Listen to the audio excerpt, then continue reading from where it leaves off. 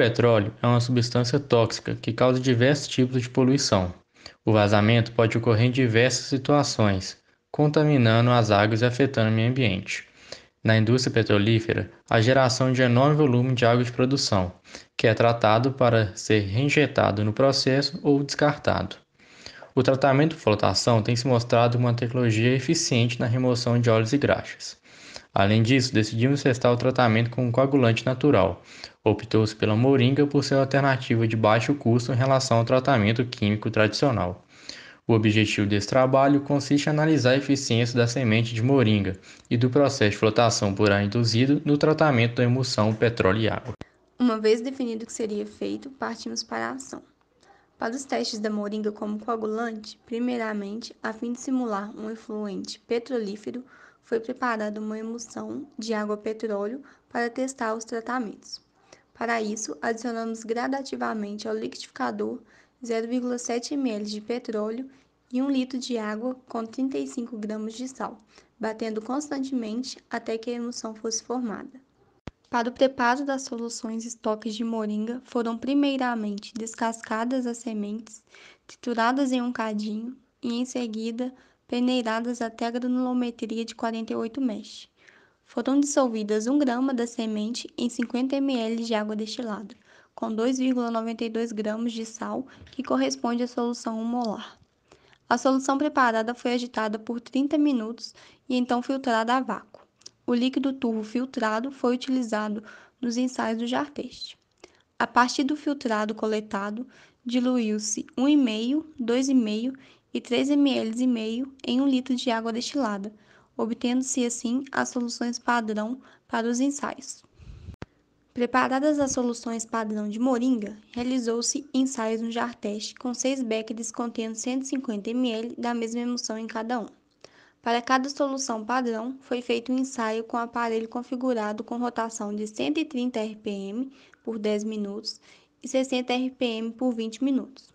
Imediatamente após o início da rotação do aparelho, adicionou-se em cada ensaio as quantidades de 1, 2, 3, 5, 7 e 10 ml em cada jarro. Terminada a agitação, as emulsões permaneceram em repouso por 90 minutos. Para os testes com tratamento por flotação, utilizamos uma coluna de acrílico, mangueiras, pedaços de cano de PVC, luvas, T, válvulas e espigões, além de 2 bombas para a montagem do equipamento. Após os devidos testes terem sido realizados com água, foram feitos ensaios de flotação. Os ensaios foram executados em bateladas de 2 litros. As variáveis estudadas foram o tempo de retenção dentro da coluna e a velocidade de entrada de ar. As velocidades analisadas foram de 0,8, 1,5 e 2 metros por segundo, no intervalo de 60 minutos, coletando 10 amostras em cada batelada. Um dos métodos de quantificação utilizado no trabalho foi a DQO.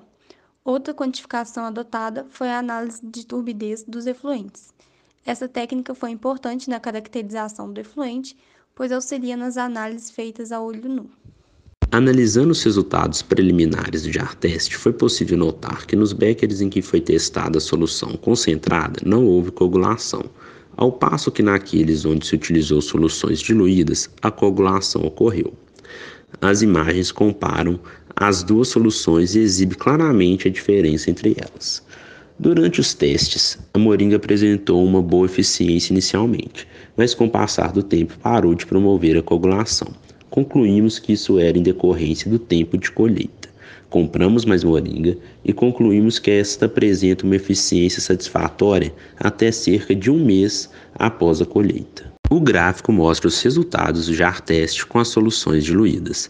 As curvas de 0,15% e 0,25% tiveram um comportamento semelhante, embora o ponto de 7 ml da solução de 0,25% se destacou com melhor rendimento, de 64,86%.